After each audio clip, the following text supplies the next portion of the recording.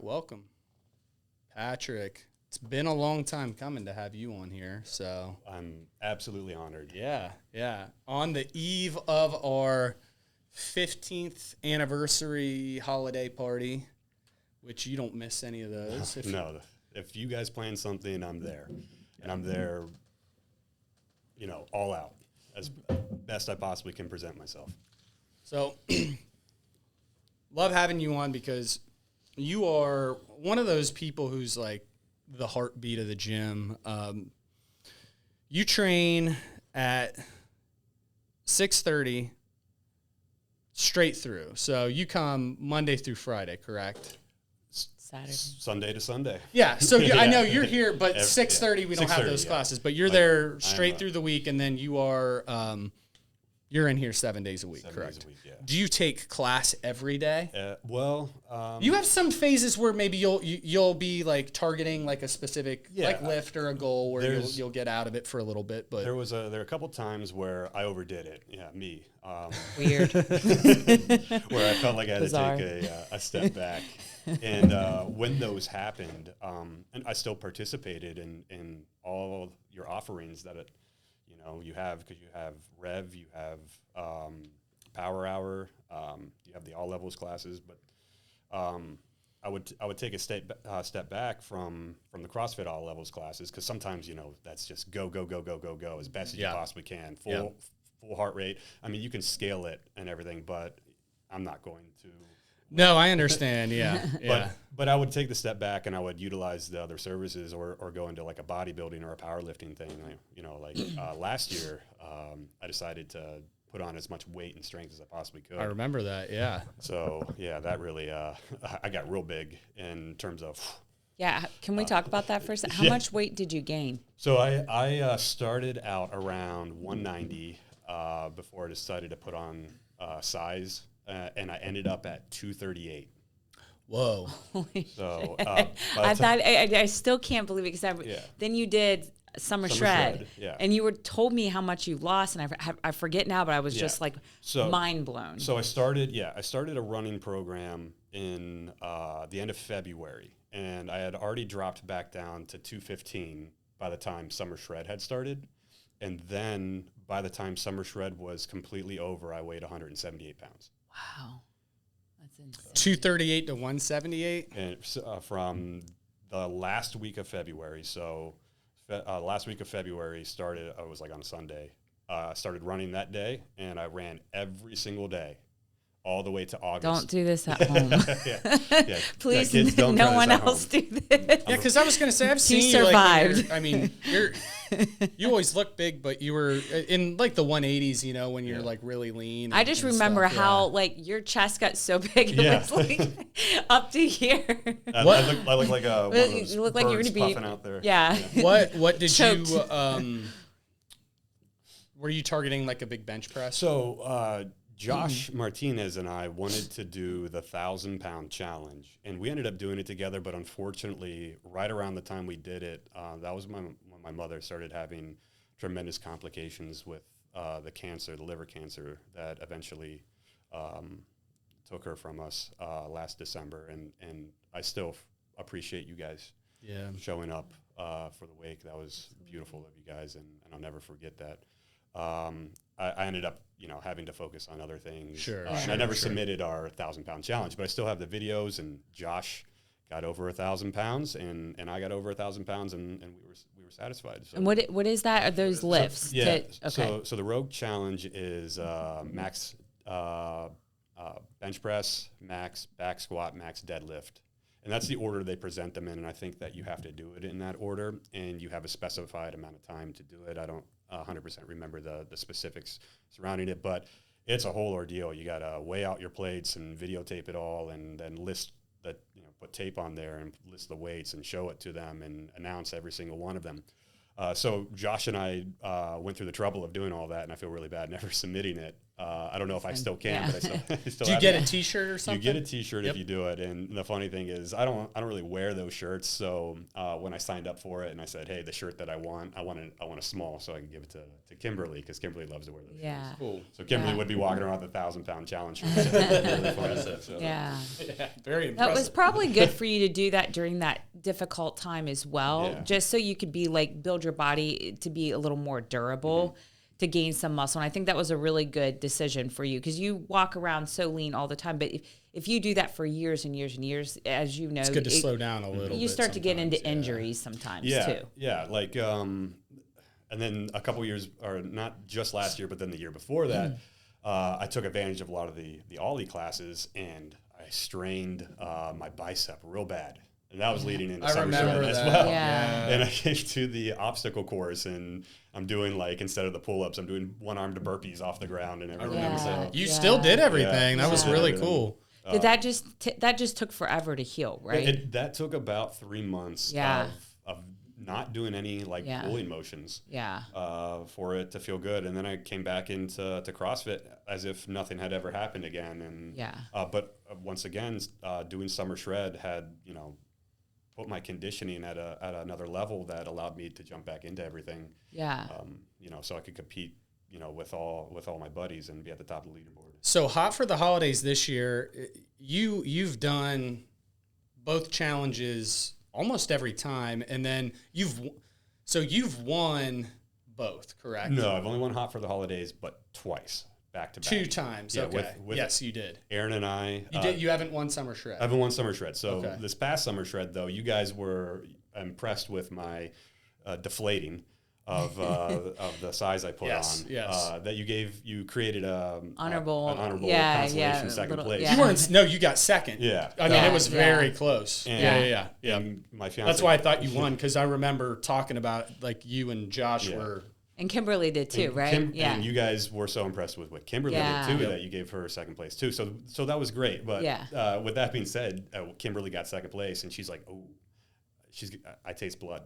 Yeah, I'm coming for." She worked so hard for Hot for the Holidays. And so I'd like to talk about that here when you're ready to. But I put Kimberly through a program to help her through Hot for the Holidays. Her and Siobhan, and oh my God, did they crush it! Yeah, it was absolutely incredible. Yep. By the end of it, like the 1 rep maxes we had them do just to see how far they came, they were so much stronger and so much more confident, and they look so much better. So talk about that. So so they were doing, obviously, like the workouts we do for the Hot for the Holidays on Friday. Anyone who's listening, it's just a 6-week contest that we have in the wintertime, which is a really challenging time typically for people to even maintain. Almost everyone's kind of sort of going down the other side of the mountain during that time of year. So we put that contest in there on purpose to see if people can get it going. Yeah. So what did you have them doing? Yeah. To just put on top a little bit more what you said is there's a huge commitment associated with Hot for the Holidays. I think more so compared to Summer Shred. Summer Shred is hey, we're doing this every Saturday. People got Saturdays to do stuff. Yep. Sometimes life gets in the way and it gets hard to get to a Saturday. But or Hot for the Holidays, it's a team-based competition, and you have to coordinate with your teammate, and you got to get that workout in. Participation is huge in these competitions. If you're not participating, if you're not completing the workouts, if you're not putting the effort in, and the biggest way to track that is by doing these workouts. So you got to coordinate with your partner. Choose your partner wisely, because we were just looking through a lot of, it's all, I feel like it always becomes a tough decision, but I'm like, man, there's a lot of this person went after it, and then it's hard. It's a hard time of year. So this person didn't send their after pictures. That sucks because they have all this effort, or it's just, it's tough to have both people show up in that same intensity. Exactly. Right. So you got to be able to pick your partner correctly. So those 2 years that I won back to back with I picked my partner correctly, or my partner picked me correctly. It was Aaron. Yeah, because there's no way you're letting them off that hook. Well, he's coming every day, and I'm coming every day, and we're keeping each other accountable. Yeah. And then on top of that, you got Byron over here, up in the corner yelling, "You guys are never going to win!" And Aaron doesn't like that. Aaron's like, "All right, I'm going to show peanut him." gallery over there, right? One man peanut gallery. That helps. That always helps boost us is watching Aaron get fired up. So I'm like, oh, Aaron's fired up. I'm ready to go. So I'm going to gaslight him he too. still remembers things that I've said to him. Like he'll get pissed off about, oh, you said I look gaunt one year, and it was like 8 years ago, and it still makes him mad. Right. Like, yeah, you gotta be careful. He's gonna have a grudge match with you in the ring one day. So. I know. It's been a lot of years now. But yeah, so back to the question Brandon had. Kimberly and Siobhan Kearns decided to team up for the holidays this year. Siobhan beat me to asking Kimberly if she wanted to do it with me, and I'm fine with that. So this year I was like, I don't want to compete against Kimberly. I want to try and help her win as best, or get as close to winning as possible. So I was like, you know what? I'm going to put you through a program that I put myself through multiple times, and it's helped. And so we did this hypertrophy program that was high reps, low sets, though, to begin with, but it was everything all at once, 3 times a week. And so we would come back for 2 days. Like a total body one? Total body, yeah. Cool. Total body, like aesthetic hypertrophy workout. Yep. And but then the point of it was, not only did I want them to focus on aesthetics, I wanted them to focus on strength. So then the weights decreased, but the percentage of the weight went up. Oh, okay. So the reps went down, the weights went up. Okay, gotcha. So then we went down. So 2 weeks was 15 reps. Next 2 weeks after that was 10, and then the final 2 weeks was 5. And this is after CrossFit, right? It is at 12 hours later. So they'd come in at 6:30. Yeah. Both of them every single day. They didn't miss a day the entire 6 weeks, even Saturday and Sunday. Siobhan was super committed. It was awesome to see her. So you would do 6:30 a.m. CrossFit. Yeah, and then we'd come back at 6:30 at night. But I see you guys here like at 8 till 8. Yeah, Holy shit. Because sometimes. So you're clocking in 4 hours a day at the gym. Yeah, like I said, Kimberly tasted blood. No one is going to sign up with you as a trainer. So, they look great, but you might be in physical therapy afterwards. Exactly. Kimberly is needing a little bit of physical therapy with now. With that being said, Kimberly is now seeing Mandy. Or maybe affiliate will just send you people, so then they could come to them afterwards. Right. You'll look great, but your body will be a little banged up. Yeah. I've been working behind the scenes with affiliate. So. Yeah, exactly. So, but yeah, so it was a 6-week program that I put along with the 6 weeks that you guys had, and then some CrossFit moves are difficult, especially for a newbie, like pull-ups and toes to bar. And she's stuff like gotten so much stronger, though. She's gotten so much stronger to be able to do those. It's cool to watch that. And so it was just awesome watching her journey and her transformation. And like, if I take a step back and I think about it, I'm like looking at her from when she started. So she only started CrossFit back in April because I proposed to her back in April, and she was like, well, damn, I got to get in shape now. And so after 4 years of saying, hey, just come to the gym, see what you like, and she'd come to the Team Tuesdays every once in a while. And she'd come to the parties and stuff. So I knew her before she was a member, and like I've never seen someone kind of dance around it, and then when they got into it, go full on. Like I was.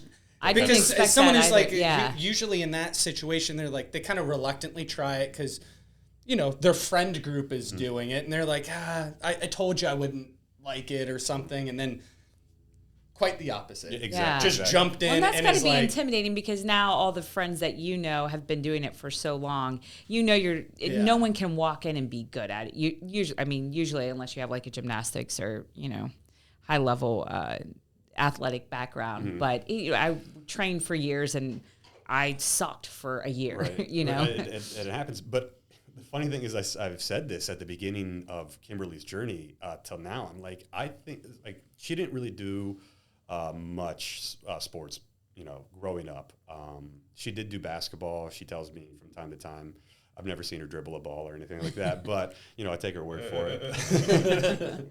I love her with all my heart, obviously, but, and she's going to hate me for saying this, but she's clumsy, and she knows it, and it's funny sometimes. Okay, I am too. So, but her lack of just experience from, the athletic world has allowed her to, absorb proper technique and knowledge. Well, she doesn't have an ego, too. So she's just here and I'm going to learn and put everything aside and really humble yourself is a lot of it. Yeah. Yeah. She does everything as Dan will come up to her and tell her this is how it needs to be done. Or Caitlin will tell her this is how it needs to be done. Or Mandy will tell her this is how it needs to be done. And it's done perfectly immediately at that moment. Yeah. And it's that took me 3 months. Yeah. So. You might be a little more stubborn. So let's get into you. What is your athletic background? I grew up playing hockey and lacrosse. Hockey was my favorite sport. It's difficult to get into nowadays.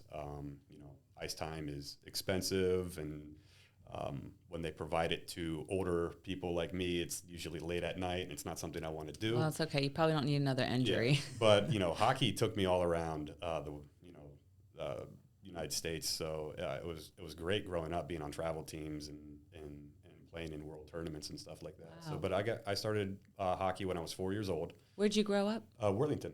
Okay, so was your dad into hockey, or how'd you get in? My father started playing hockey when he went to Ohio State back in the 70s. Okay. And he played for the club team as a goalie. Cool. They didn't have a goalie, and somebody just said, hey, we need somebody just to come out and try. And so he went to practice, and he ended up being, I guess, a natural enough to continue. And so then he just fell in love with it. He never forced us or pushed it upon it. Growing up, you put your kids in sports because you want them to learn how to socialize and maybe get a little bit of exercise, get outside and stuff like that. So he did that with soccer and baseball. But then one day we were watching hockey on TV, and I remember this always. It was a Stanley Cup final, and we fell in love with it, especially because it was around the time where they had the laser tail on the puck. Oh yeah, I remember. And we're that was so cool. And so we asked our me and my older brother. I have 2 older brothers and a younger sister, but so the next oldest brother, not the oldest, my brother Eric, and we asked our dad, hey, can we try hockey? And he was like, whoa, I never thought this day would come. And so he put us in Learn to Skate, and this was when we were 4 years old. And then ever since then, we never stopped playing hockey. That's cool. It took us all over the place and almost took us to different schools. But then, the friendships and bonds that you create going through school kept me from going into club or travel teams or sort of juniors and stuff like that. So I ended up playing for my high school hockey team, which was Burlington Kilbourne. And I got to be captain with my brother my junior year, his senior year. Wow, that's fun. And then I was captain of the team, so my junior and senior years, which was a good time, was very fun. And then that was kind of the last time I really played competitive hockey. But I played lacrosse as well, and I was a midi, but I got really good at facing off, and so I got recruited by a whole bunch of places, starting with West Point, of all places, for my ability to face off.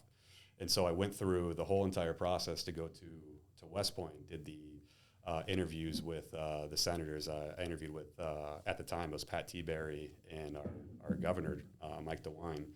And they wrote me my letters of recommendation, and did all my visits and had great times visiting West Point.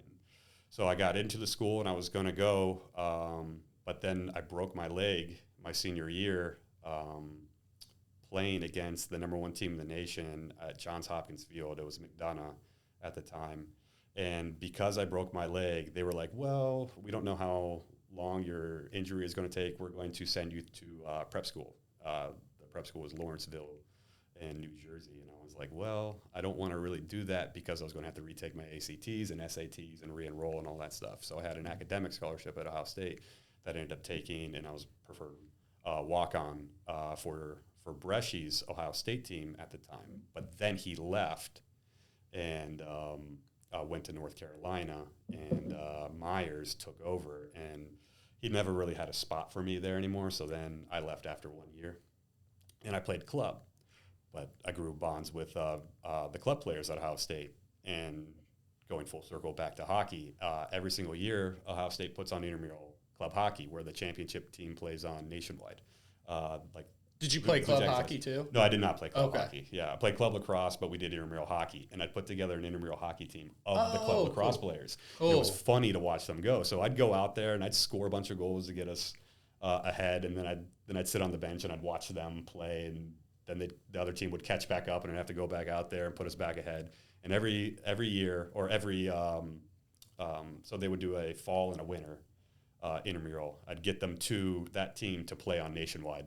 And so it was always a fun time for those kids. That's cool. Playing hockey for the first time, ever to get to play on the Blue Jackets ice. The intramural sports in college would get heated. It would get heated, yeah.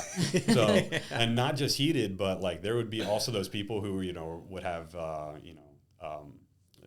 few drinks beforehand. Yeah. So they're ready to scrap. Yeah, they're ready to scrap. Yeah. What year did you graduate Ohio State? So I went to Ohio State, and I took an extra year because I got 2 degrees. I graduated in 2011. I did a dual major in environmental science, natural resources. That was my dad's degree at Ohio State. That's awesome. In the 70s, you know? So I did hydrology, and then I did environmental engineering, hydrogeology. Oh, wow. And so that's what my undergraduates were in. It was essentially, the flow of water in an aquifer system is what I was taking a look at. That's so specific. Yeah. So, and what do you do now? And so then I decided I didn't like that, so I went back and I got my master's in computer science. And Jeez. So, sounds like you do need to own your own business. We're just having a conversation. He's like, I don't ever want to own our own business. Yeah. We're a little stressed out coming into the podcast today, but it sounds like you have a lot of energy. That's what you need, is a lot of energy. Yeah, you just got to be willing energy. Problem solve a bunch of little fires. Never an off switch. Yeah, so my job title now is called Integration Analyst Programmer. So I'm a computer programmer for Franklin University. I just hit my 7th year there on December 8th, and I love what I do. Time out. Oh, yeah. That's good. And I love what I do. So my job it's like investigatory and just creative in a way you would never think, because I have to problem solve constantly to figure out how to just create problems that exist because a department wants something a specific way, and they explain something a specific way. So I got to find a way to write code and grab our data in order to provide for them in specific ways. So. But you don't work with people at all. Well, I mean, I work with I have yes and no. I talk. Dave would train dogs if he could. Only train dogs. Only bring your dogs. Code. I work with a code.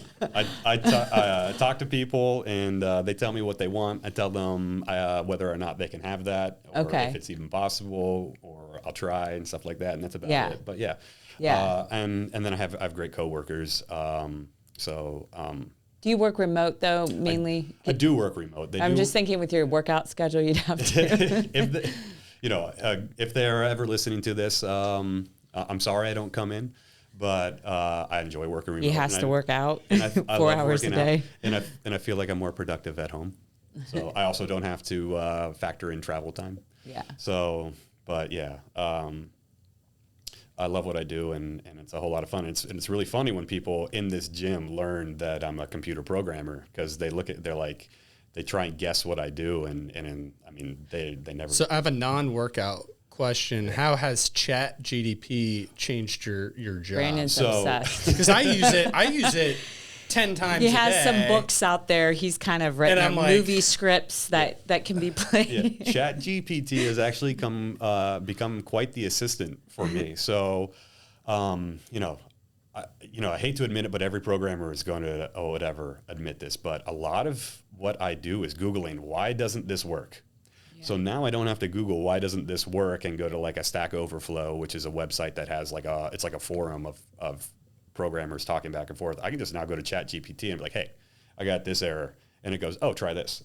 and then I try that, and it goes, okay, I'm getting closer to 1. I think I can continue on from there. So ChatGPT actually has tremendously helped me. Now, in terms of like automated AI programming, like putting together things, it's really not there yet. It's not there yet, because can it get you like 70% of the way there, and then since you know what you're looking at, you tweak the knobs on it? Yeah, I get to tweak the knobs on that and everything. Because you write code as part of it. Yeah. Okay. So will it write you like a week of code, and then you're like, okay, I got to do this, and that?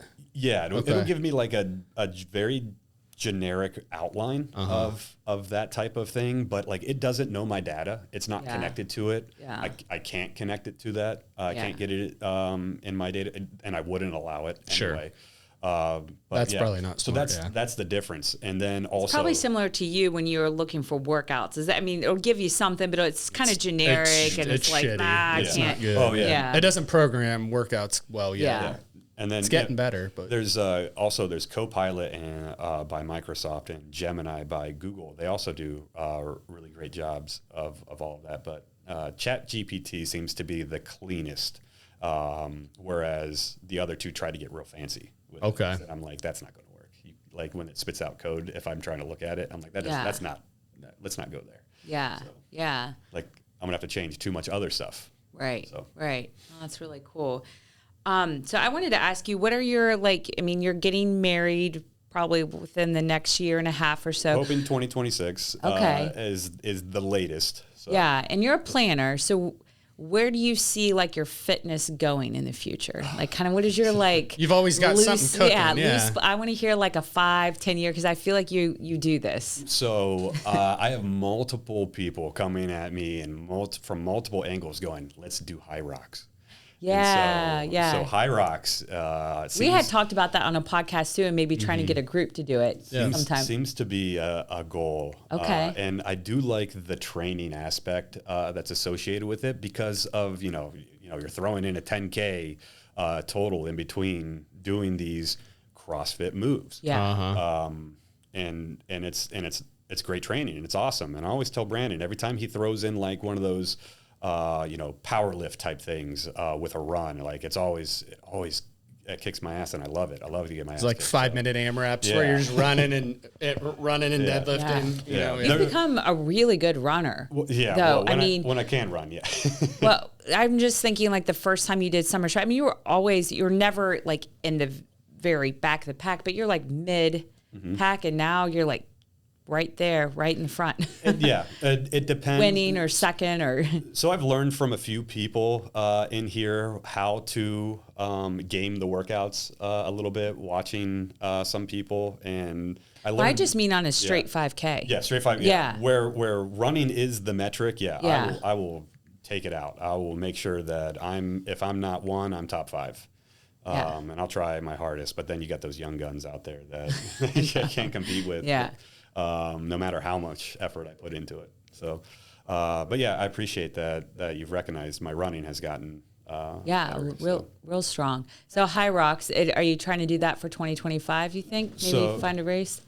Yeah. So the high rocks it's very interesting when you look into it because they just have those events in very specific cities around the world, and you got to register for them, and it's open to the public. It's open to the professional high rocks athletes, but they're only in like New York, Chicago, Toronto, and bigger that's like, cities. Yeah, that's like Las our Vegas. vicinity.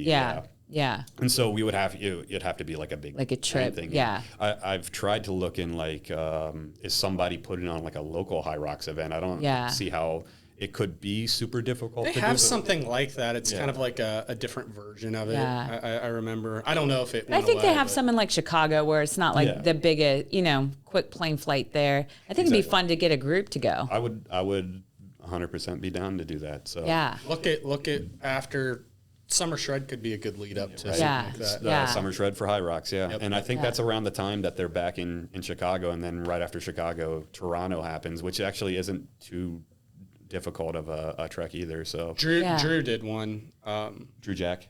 No, the PT. Oh, okay. Yep. He just did one not too long ago. Okay. Yeah. Okay, so high rocks then, do you have any bucket lists like fitness ventures that you've always wanted to do? So I always feel like we just talked about how I like to be in shape, and I'm usually walking around pretty lean, but I usually do the whole December body thing where like I dirty bulk a little bit. I enjoy the holidays. And that kind of like parlays into me being slightly overweight for the Open and makes the Open difficult. So this time I'm not going to let that happen. So my goal is to actually be as competitive as I can in my age bracket, which is Masters 37, as I can for the Open coming up. Yeah, because it is a tricky weight. Yeah, and body weight to.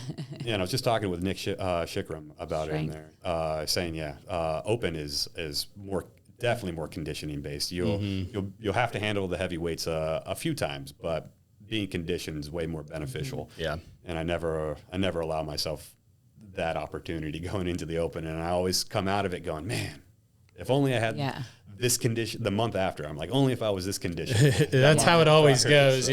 Yeah, with the Open, because it's in that winter time, and then you think you would have more time than you do to train, and it's like it's on you pretty quick. It's just hard to get motivated that time. Yeah. Like we'll do the pump and run, and it sometimes and it's dead of winter. I always want to be. I know I've got to be 130, and it's just hard, and I'm just like, oh, I don't feel like trying quite yet. Give me a couple more months.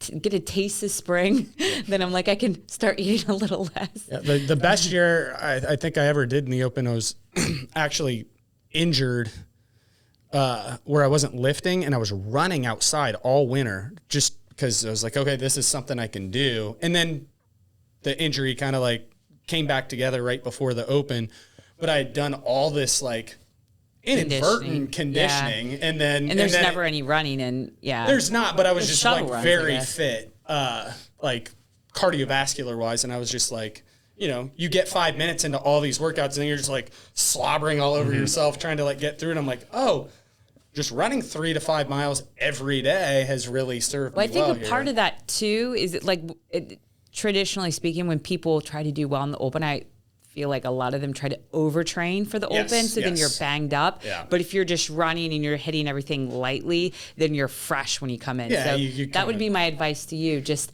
maybe take it to one workout a day. Maybe take 1 day off a week so you can come in like super fresh.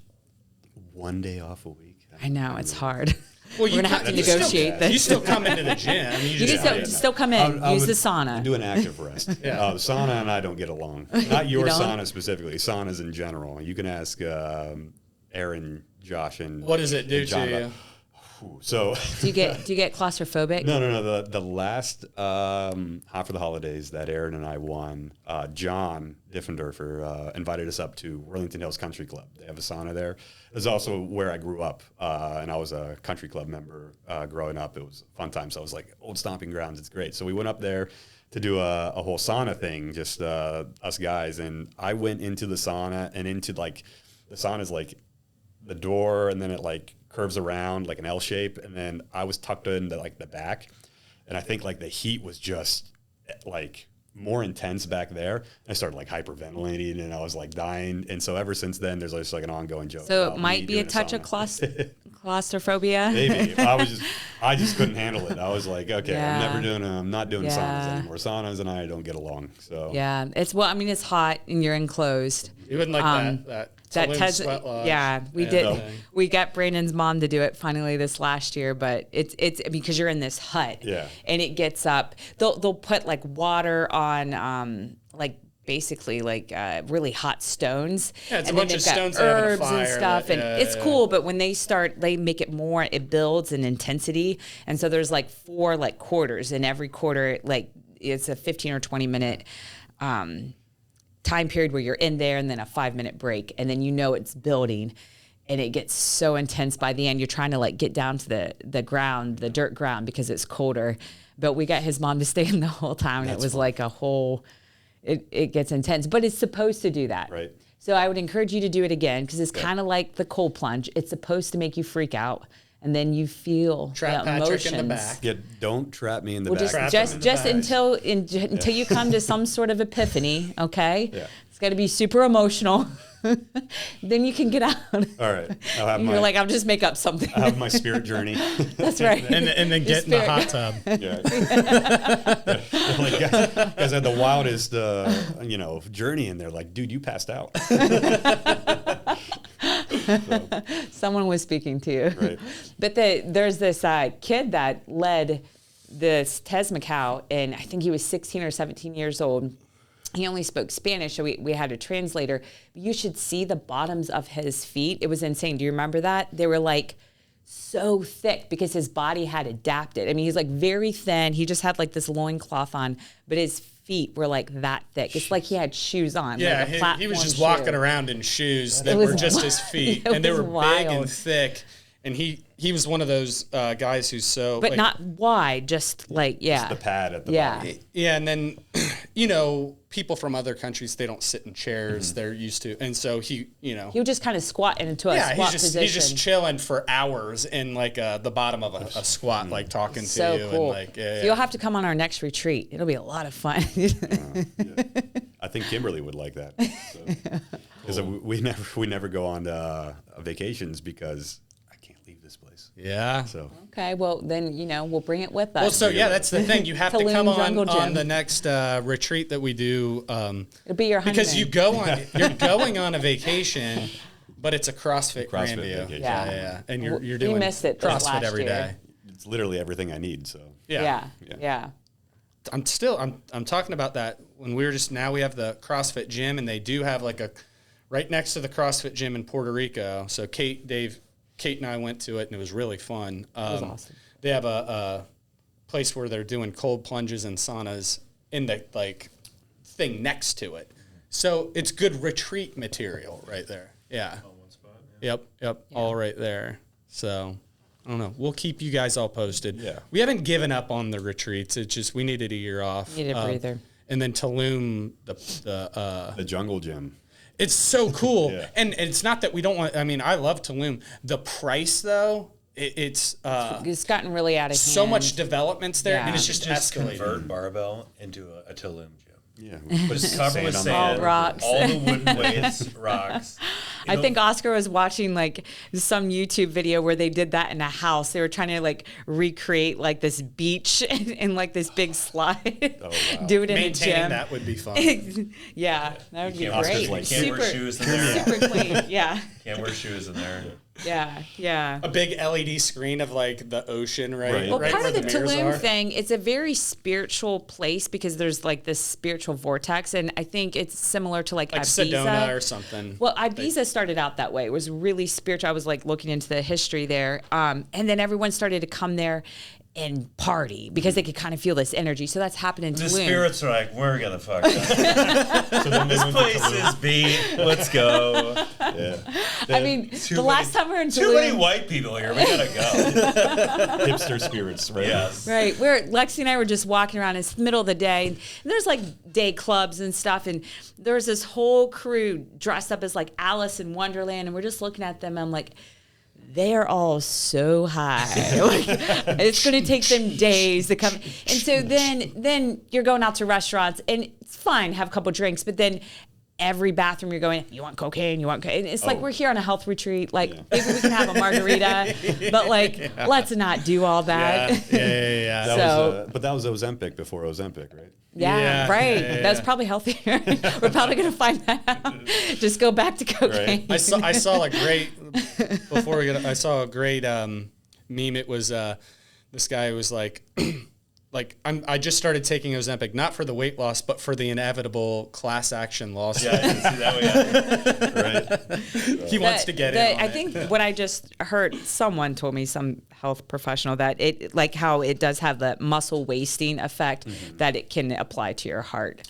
So it kind of makes sense, but I don't know. I read a scientific journal on it that was talking about how, I know this is such a weird like turn, but like it was interesting to me how the Ozempic trials that they've done where they've found muscle wasting, they did them on people who never worked out before though. And so then they decided to take a look at their muscle development while they were doing it, and they still weren't working out. And so that's like tough to tell. The journals, right. really what's doing it, right? I mean, visually, I can look at most people that are on it and see that it in fact does. It does, yeah. You don't see them like lean, like Chelsea walking around. It's like, yeah. Oh God, she looked great. So yeah. Well, so could you do like steroids with those? Oh, there we go. To counter it. There we go. Balance it. Hey, that can be another part of doctor. your like background plan with affiliate, and we'll get another doctor in here, and you can do like the Ozempic and the. Put me on Ozempic and steroids at the same time. You can do some backward. Yeah. This is getting out of hand. Ask ChatGPT what that'll do for you. But then you can start. You can own your own business, organizing all this like background stuff. Get people into affiliate by overtraining them. One person would actually love it. Phil LaFleur, big guy, L2, always said I was on the Ozempic diet when I was dropping all that weight during summer show. Oh, okay, yeah. I mean, you did come down so quick, but we've seen you. Like I've seen, but your body likes being down there too, so. Yeah. I mean, when I first joined the gym, 238. I didn't know.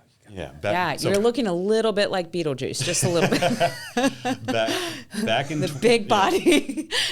Back in 2020, when you guys reopened from the stay-at-home order, I joined, and I went straight through elements in my first started my first CrossFit class that Saturday, and that Saturday class was Zambique.